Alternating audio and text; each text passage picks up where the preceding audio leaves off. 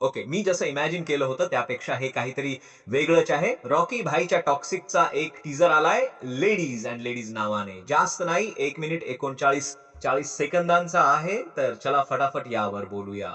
बघा ती पुरुषांबद्दलची शेवटची लाईन, "भाई थांबा जरा, हे काही जास्तच होतंय." हा सिनेमा कोणत्या वळणावर जातोय हे देवालाच ठाऊक. पण या टीझर मध्ये लेडीजला प्रमोट केलं असलं तरी आपल्या यश भाईचा ऑराच वेगळा आहे. भाई या टीझर मध्ये त्यांनी सगळ्यांनाच मागे टाकलंय. तसं या सिनेमात आपल्याला ज्या काही फिमेल लीड्स दिसणार आहेत त्यांचे लुक्स पोस्टर्स वरून आधीच कळाले होते आणि तेच आहे बस. फक्त लुक्स रिव्हील झालेत आणि थोडंफार मायनर ऍक्शन आहे. पहिला शॉट लांबून असला तरी तो यश आणि कियाराचाच आहे हे नक्की. मग हळूहळू नयनतारा, तारा सुतारिया, रुक्मिणी वसंत आणि हुमा कुरेशीला दाखवलं जातं, ज्यामध्ये मेजर ऍक्शन सिक्वेन्स फक्त नयनताराच्या वाट्याला आलेत. बाकीच्यांसोबत तर आपले यशबाई फक्त व्यस्त आहेत. म्हणजे एक एक सेकंदाच्या फ्रेम मध्ये ऍक्शन आणि इंटिमेट सीन्स बस हेच दाखवलंय आणि नावातच टॉक्सिक आहे. आणि या सिनेमाच्या कॉन्टेंट वरून तो रेटेड असेल याची पूर्ण गॅरंटी आहे.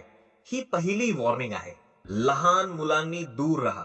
पुढे जे काही लिहिले आहे त्याचा अर्थ सुद्धा तोच आहे की मुलांनी दूर राहावे.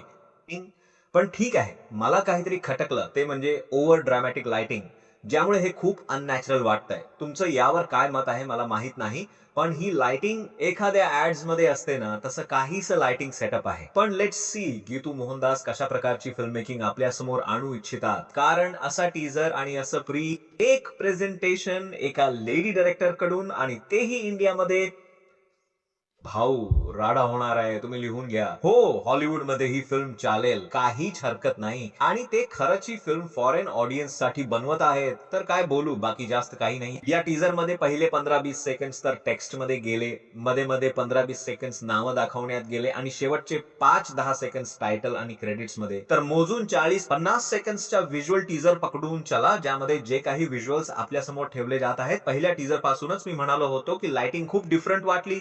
आता ही फिल्म मोठ्या पडद्यावर कशी दिसेल हे रिलीज झाल्यावरच कळेल.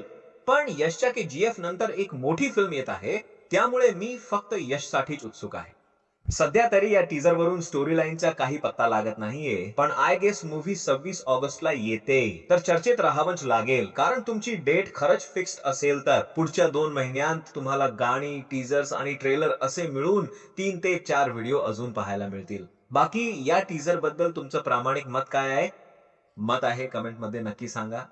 भेटूया पुढच्या व्हिडिओमध्ये. बाय.